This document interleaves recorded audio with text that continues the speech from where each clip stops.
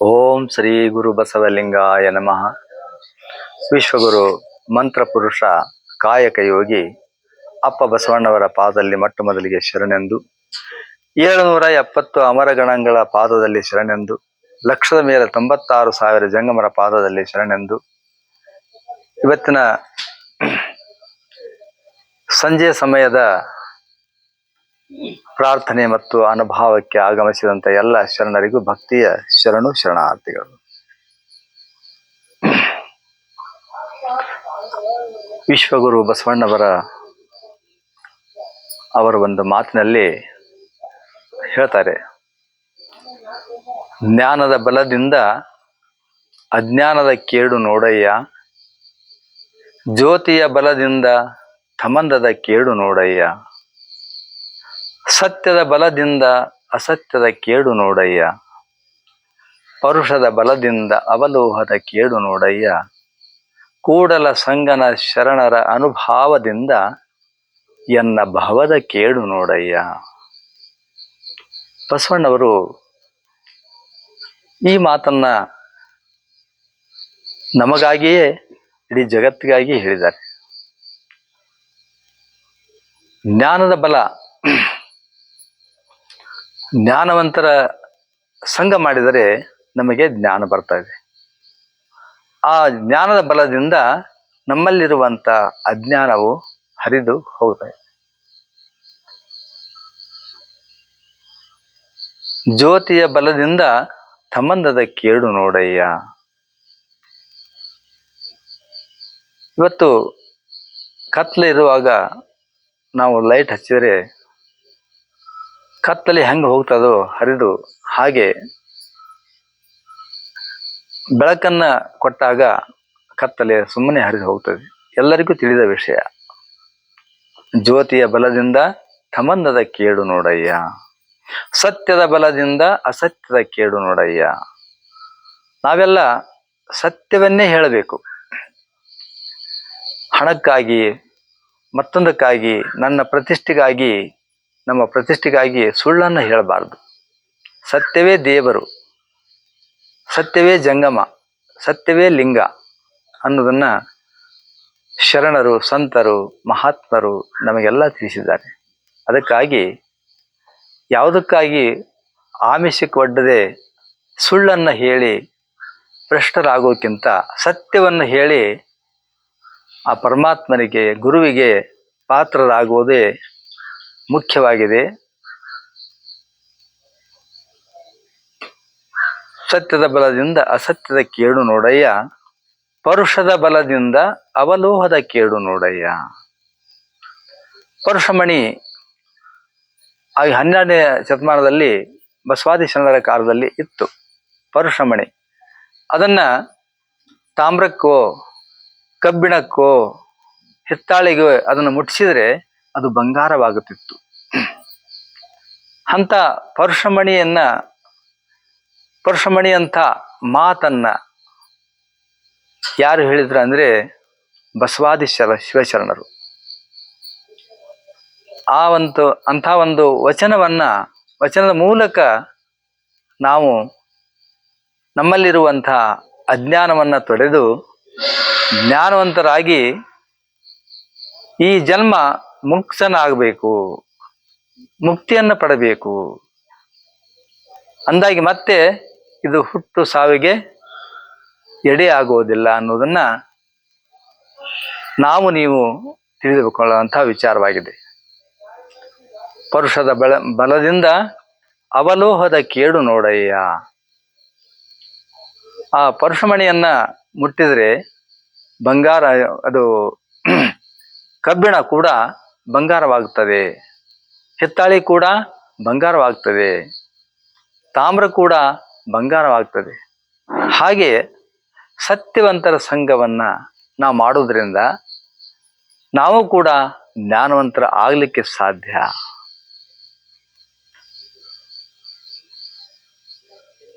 ಪರುಷದ ಬಲದಿಂದ ಅವಲೋಹದ ಕೇಡು ನೋಡಯ್ಯ, ಕೂಡಲ ಸಂಗನ ಶರಣರ ಅನುಭಾವದಿಂದ ಎನ್ನ ಭವದ ಕೇಡು ನೋಡಯ್ಯ. ಯಾರು ಸತ್ಯವಂತರು, ನಿತ್ಯವಂತರು, ಜ್ಞಾನವಂತರು, ವಚನವನ್ನ ಓದಿ ಅರ್ಥವನ್ನ ಮಾಡಿಕೊಂಡು ಅದರಂತೆ ನಡೀತಾರೋ ಅಂಥವರ ಸಂಘದಿಂದ ಎನ್ನ ಭವದ ಕೇಡು ನೋಡಯ್ಯ. ಪರಮಾತ್ಮನಿಗೆ ಪ್ರಿಯವಾದಂಥವರು ನಾನು, ನಂದು, ನನ್ನಿಂದ, ನನಗಾಗಿ ಎನ್ನದೇ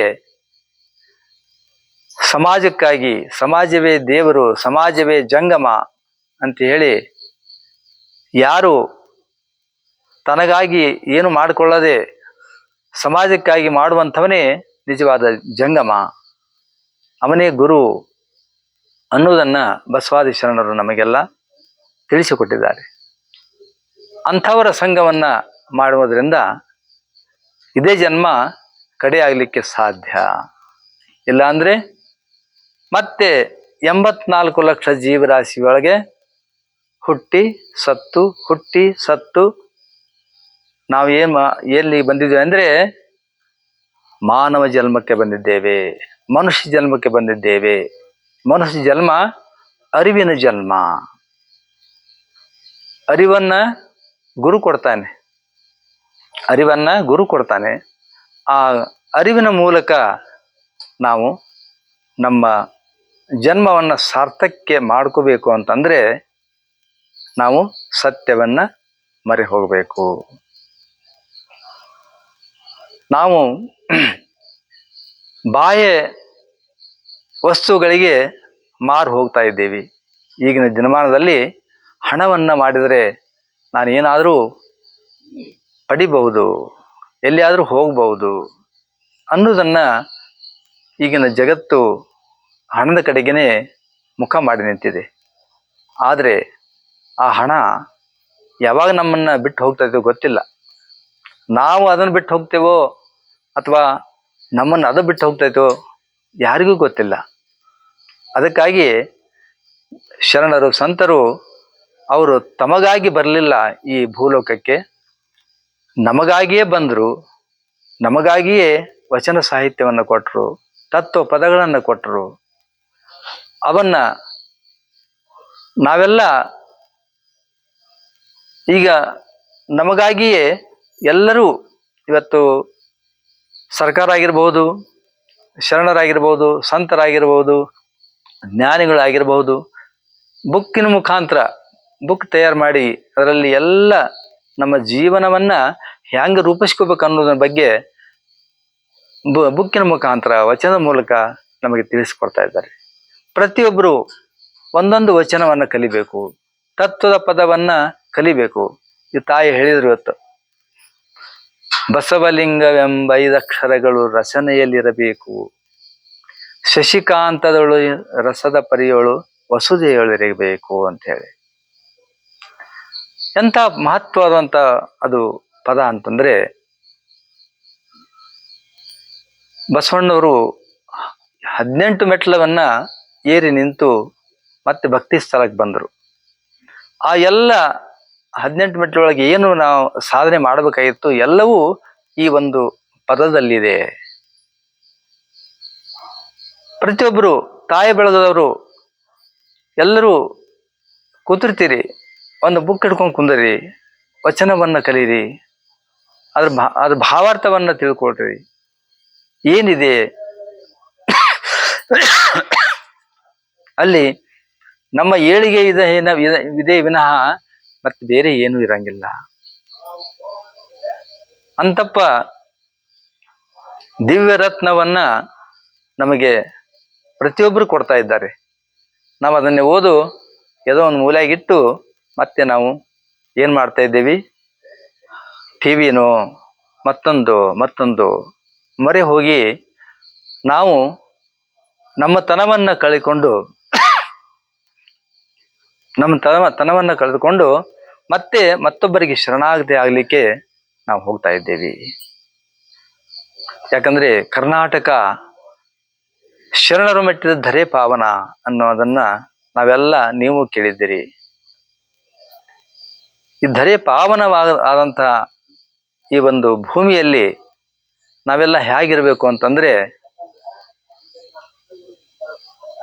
ಎಲ್ಲರೂ ಎಲ್ಲರ ಬಾಯಲ್ಲಿ ಒಂದು ವಚನ ಇರಬೇಕು, ಒಂದು ಒಂದು ವಚನ ಸಂಗೀತ ಇರಬೇಕು, ತತ್ವದ ಪದ ಇರಬೇಕು.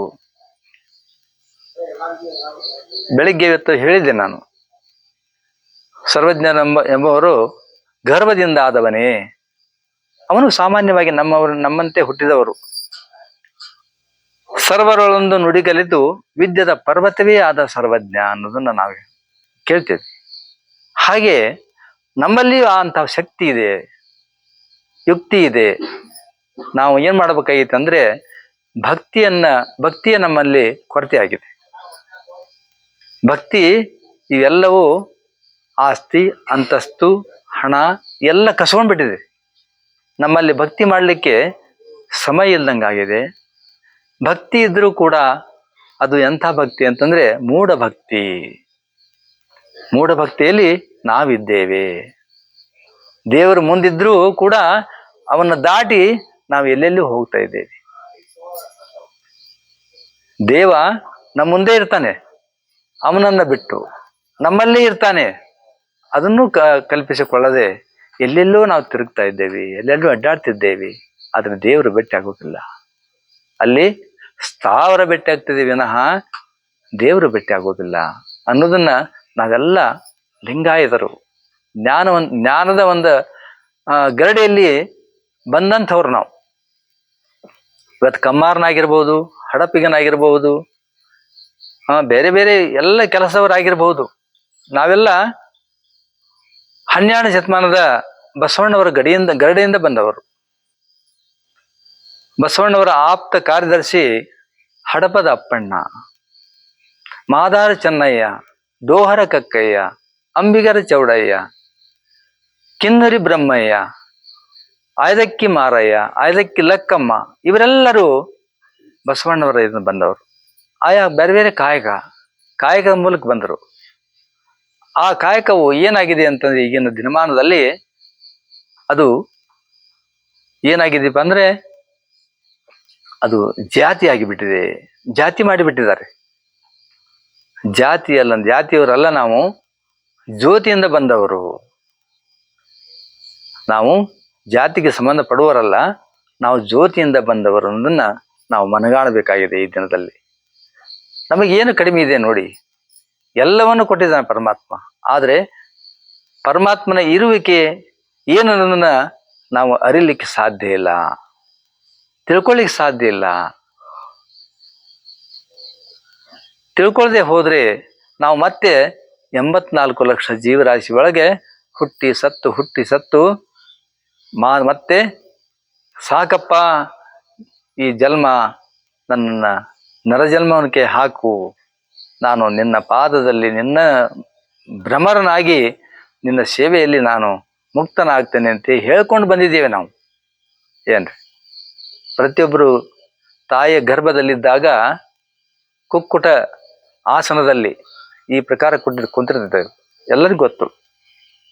ಸಾಕಪ್ಪ, ನನ್ನನ್ನ ಮುಕ್ತನಾಗಿ ಮಾಡು, ನಿನ್ನ ಪಾದದಲ್ಲಿ ನಾ ಇರ್ತೇನೆ ಅಂತ ಹೇಳಿ ಕೇಳ್ಕೊಂಬಂದು ಈ ಒಂದು ಜಗತ್ತನ್ನು ನೋಡಿ ಮತ್ತೆ ಅದು ಮರೆತು ಏನು ಕಾಣ್ತದೋ ಅದ್ರ ಕಡೆಗೇನೆ ಅದು ಹರಿದು ಹೋಗ್ತಾ ಇದೆ. ಅದಕ್ಕಾಗಿನೇ ಇಂಥ ಮಹಾತ್ಮರನ್ನ ಬಸವಾನಂದ ಸ್ವಾಮೀಜಿಯವರಂಥವ್ರನ್ನ ಕಳಿಸ್ಕೊಟ್ಟು ನಮಗೆ ಜ್ಞಾನವನ್ನು ಕೊಡಲಿಕ್ಕೆ, ಆರೋಗ್ಯವನ್ನು ಕೊಡಲಿಕ್ಕೆ ಕಳಿಸ್ಕೊಟ್ಟಿದ್ದಾನೆ. ಈ ಒಂದು ಉಪಯೋಗವನ್ನ ಸದುಪಯೋಗ ಮಾಡಿಕೊಂಡಾಗ ಮಾತ್ರ ನಮ್ಮ ಜೀವನ ಸಾರ್ಥಕ್ಯ ಮುಟ್ತದೆ ಅನ್ನೋದನ್ನ ನಾವು ಇವತ್ತಿನ ದಿವಸ ಮನಗಾಣಬೇಕಾಗಿದೆ. ಇವತ್ತು ಮತ್ತೆ ನಮಗೆ ಪ್ರತಿಯೊಬ್ಬರಿಗೂ ನಾವು ಮಾನವರು ನರಜನ್ಮದವರು, ಪ್ರತಿಯೊಬ್ಬರಿಗೆ ಕಾಯಿಲೆ ಬರಲೇಬೇಕು. ಇವತ್ತು ನೆಗಡಿ ಅಂತ ಬಂದಿರಬಹುದು, ಜ್ವರ ಅಂತ ಬಂದಿರಬಹುದು. ಅದಕ್ಕೆ ನಮ್ಮ ಹಿರಿಯರು ಮನೆ ಮದ್ದು ಅಂತೇಳಿ ಹಾಕಿಕೊಟ್ಟಿದ್ದಾರೆ. ಮನೆ ಮದ್ದು ಬೆಳ್ಳುಳ್ಳಿ ಬೇಳೆ, ಆನಂತರ ಸ್ವಲ್ಪ ಅರಿಶಿಣ, ಸ್ವಲ್ಪ ಸುಣ್ಣ, ಆನಂತರ ಇದು ಏನು ತುಳಸಿ ರಸವನ್ನ ಮಾಡಿ ಹಸಿಯಾದ ರಸವನ್ನ ಕುಡಿದರೆ ನೆಗಡಿ ಕೆಮ್ಮು ಹೋಗ್ತದೆ. ಜ್ವರ ಬಂದಾಗ ಅಮೃತ ಬಳ್ಳಿ ಅಂತಿದೆ, ಯಾರಿಗೆ ಗೊತ್ತಿದೆ ಯಾರಿಗೆ ಗೊತ್ತಿರಕ್ಕಿಲ್ಲ, ಬಹುಶಃ ಕೇಳಿ ತಿಳ್ಕೊಳ್ರಿ. ಆ ಅಮೃತ ಬಳ್ಳಿಯನ್ನ ಕಟ್ ಮಾಡ್ಕೊಂಬಂದು ಅದನ್ನ ಸಣ್ಣ ಜಜ್ಜಿ ಕಾಡೆ ಮಾಡ್ಕೊಂಡು ಕುಡಿದ್ರೆ ಜ್ವರ ಏಕ್ದಮ್ ಹೋಗ್ತದೆ. 10 ನಿಮಿಷದಲ್ಲಿ ಜ್ವರ ಕಡಿಮೆ ಆಗ್ತದೆ. ಇಂಥ ಮನೆ ಮದ್ದನ್ನ ನಾವು ಮನೆಯಲ್ಲಿ ಮಾಡ್ಕೋಬೇಕು. ಇಲ್ಲ ಅಂತಂದ್ರೆ ಪ್ರತಿಯೊಬ್ಬರು ನಾವು ಡಾಕ್ಟರ್ಗೆ ಹೋದ್ರೆ ಒಂದು ರೋಗ ಕಳ್ಕೊಳಕ್ ಹೋಗಿ 10 ರೋಗವನ್ನ ನಾವು ಅಂಟಿಸ್ಕೊಂಡು ಬರ್ಬೇಕಾಗ್ತದೆ. ಅದಕ್ಕೆ ನಾವು ನಮ್ಮ ಜನ್ಮವನ್ನ ಸಾರ್ಥಕ್ಕೆ ಮಾಡ್ಕೋಬೇಕಂತಂದ್ರೆ ಪ್ರತಿಯೊಂದರಲ್ಲಿ ನಾವು ಏನಪ್ಪ, ನಾವು ನಮ್ಮಿಂದ ನಾವೇ ಡಾಕ್ಟರ್ ಆಗ್ಬೇಕು. ನಮಗೆ ನಾವೇ ಡಾಕ್ಟರ್ ಆದಾಗ ಮತ್ತೆ ನಾವು ಮತ್ತೊಬ್ಬರಿಗೆ ನಾವು ಮಾರ್ಗದರ್ಶಿ ಆಗಬಹುದು ಅನ್ನೋದನ್ನ ನಾವು ಮನಗಾಡಬೇಕಾಗಿದೆ. ಇವತ್ತು ಕೃಷಿಕರು ಹೊಲಕ್ಕೆ ಹೋದಾಗ ಏನಾದ್ರು ಎಡಿವಿಯೋ ಅದು ಕುಡುಗೋಲು ಬಡ್ದು ಮತ್ತೊಂದು ಬಡ್ದು ರಕ್ತ ಬರ್ತದ.